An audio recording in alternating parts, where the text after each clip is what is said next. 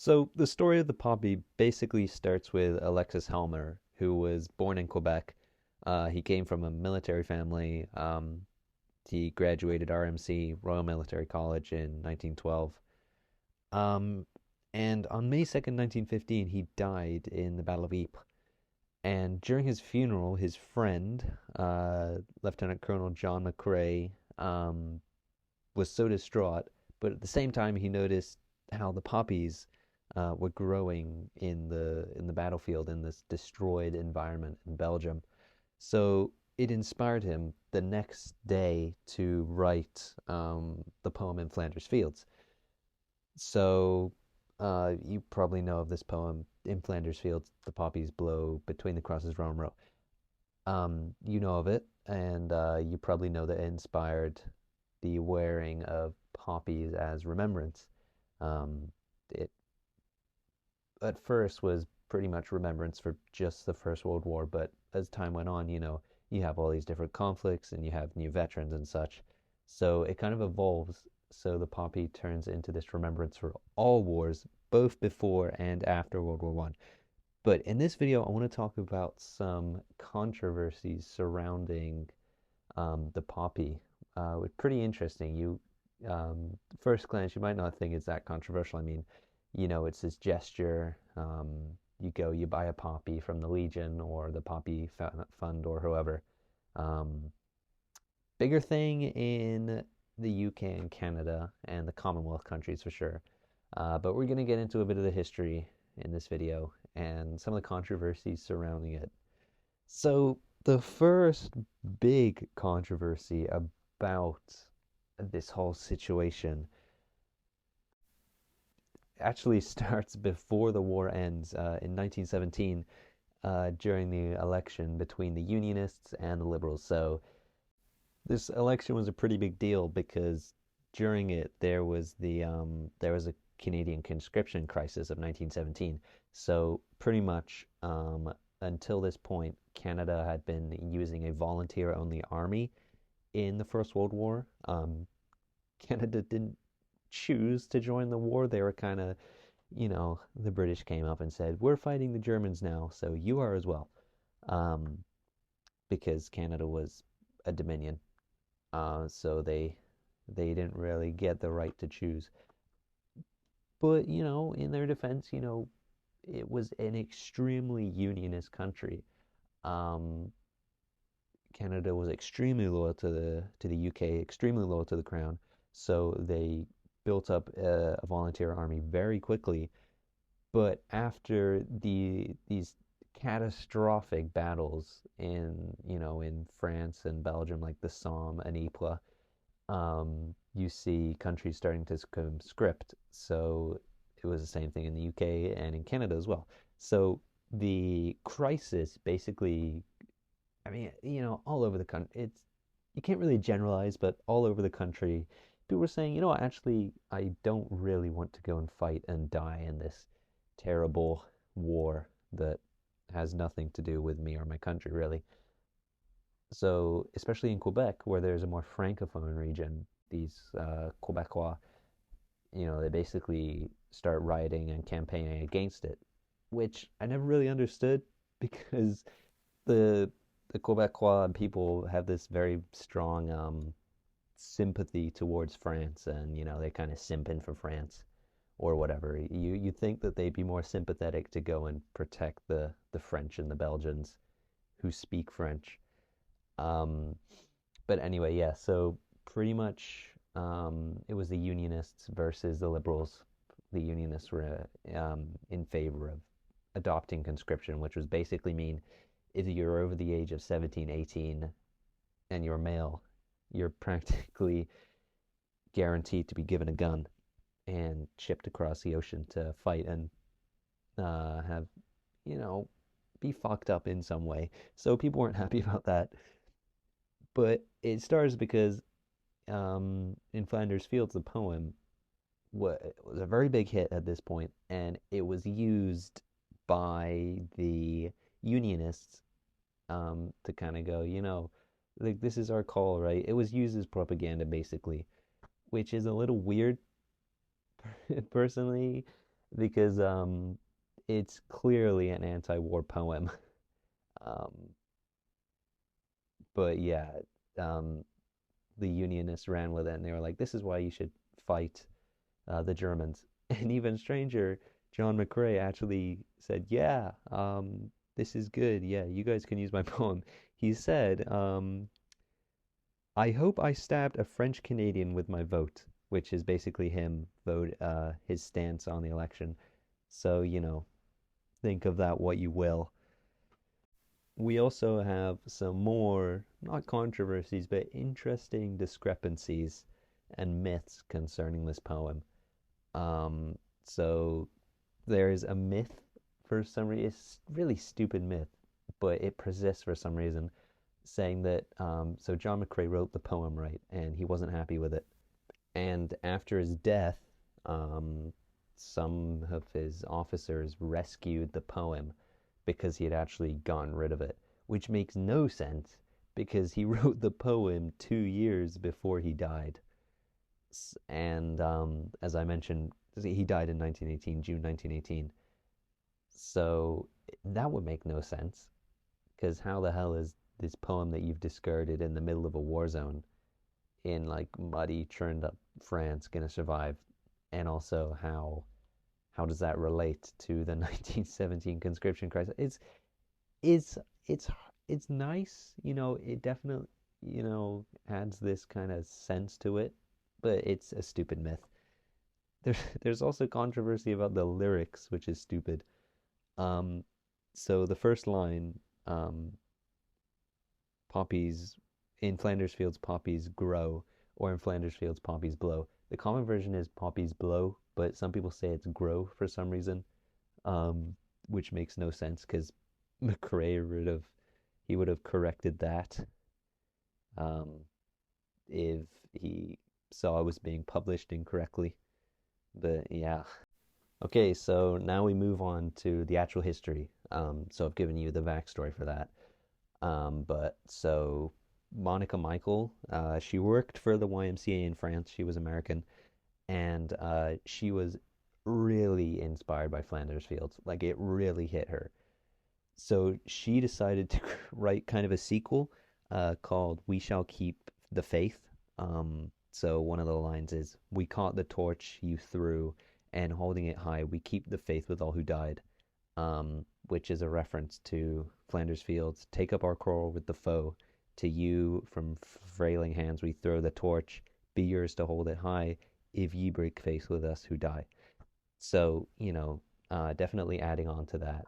And it means a lot more since he died, right? So very, very memorable. So she was, it really had an impact on her, this speech of poppies, and she must have seen this as well because she was in France, so she must have seen how the poppies grew all across the battlefields of Western Europe um, during the war. Poppies they grow anywhere basically. They're very fragile and they don't live long, but they can survive anywhere pretty much. So yeah, geez, that's kind of symbolic. Yeah, that's kind of got me, man. Geez, where was I? So, yeah, sorry. Bruh, that's poetic actually, because that's like the soldiers, right?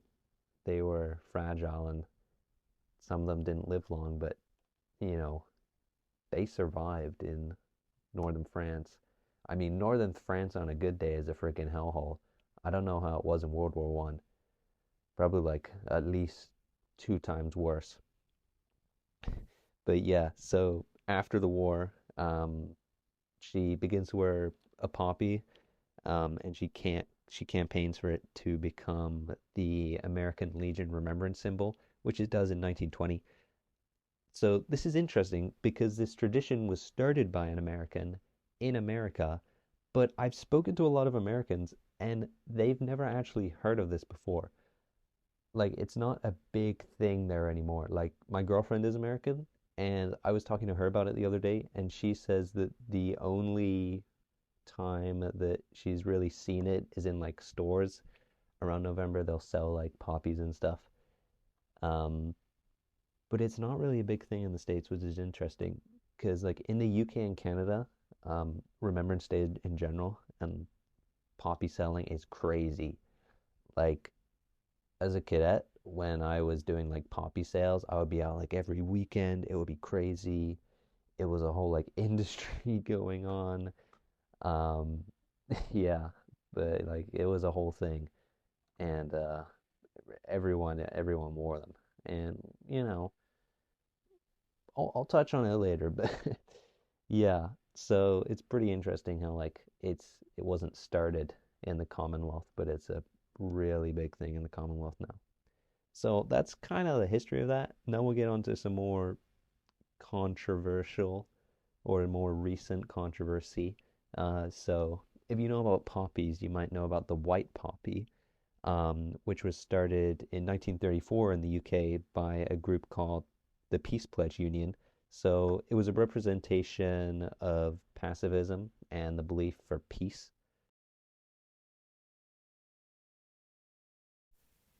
So the whole thing, it was really big controversy for the time, actually, because people said that white poppies disrespected soldiers. I don't really see how that's the case. Um, I mean, I can see how people would have an issue with white poppies because the money wasn't, the if you buy a red poppy from the Legion, the money goes towards the Legion. It goes towards helping soldiers, veterans who've been affected by the war. In this case, it was World War One because it was the 1930s. And in more recent times, the white poppy, it's still controversial.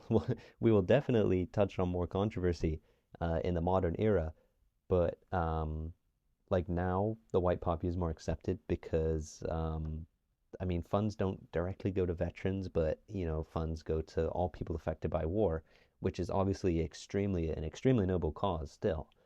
But back then, it was kind of going towards pacifism, and like I don't really see how in 1930s Britain, um, that money could could really be used effectively.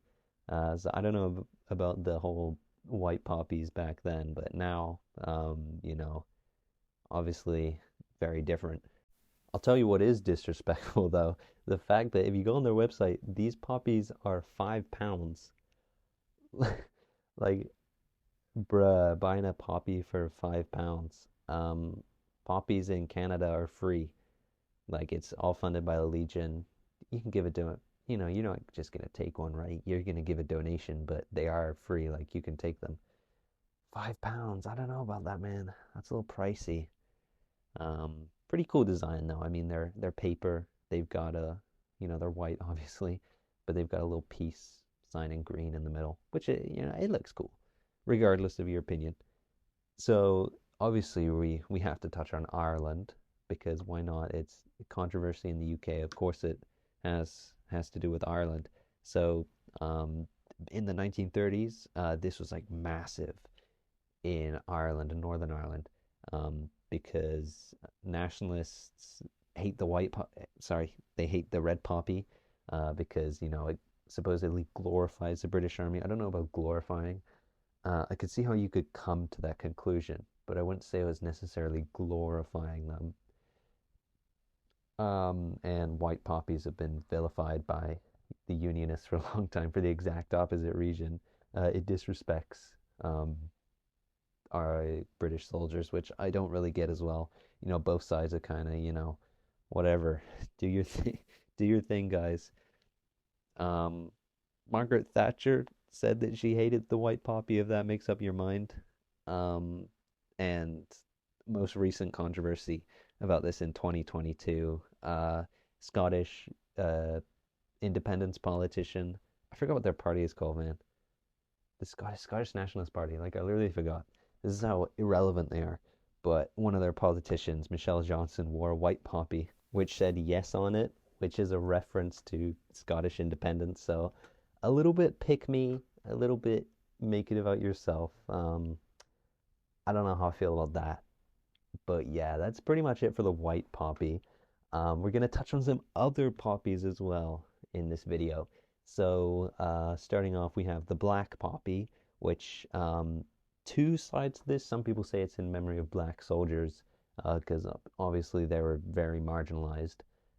Some people say it's in memory of conscientious objectors, who, if you don't know what those were, basically people who refused to join the military because it went against political, ethical, religious views, whatever. And a lot of the time, these people were vilified and thrown in jail.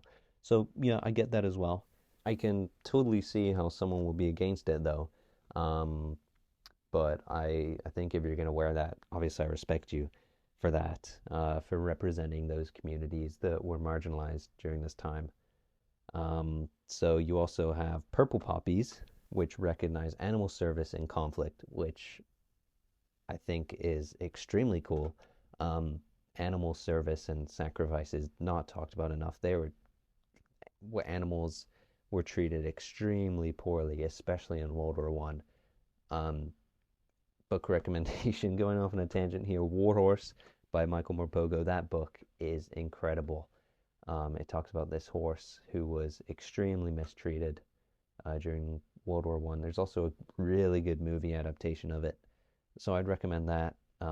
But it's really not talked about enough, uh, how much pain animals went through.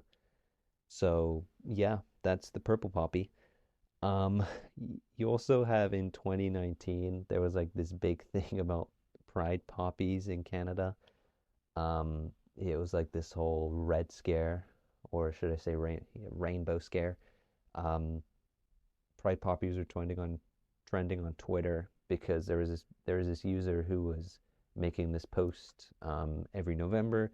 They would remember gay servicemen and women who had been marginalized during World War One and Two, um, for serving their country while being homosexuals, and it kind of went off. Like people were like, "Ah, the Pride Poppy. This is the end of the world." But uh, it never. I've never seen a Pride Poppy in person, so that didn't happen. No one has seen that in person. It didn't happen. There were these images that went online, of these poppies, though, that someone had made, pride poppies, but it caused a stir, but it never went into circulation. So, also in 2019, if you're in Canada, you definitely know about this. If you don't, you've been living under a rock. But Don Cherry, so he was the host of Hockey Night in Canada, which is like this massive TV show here. You and so he was one of the late night hosts.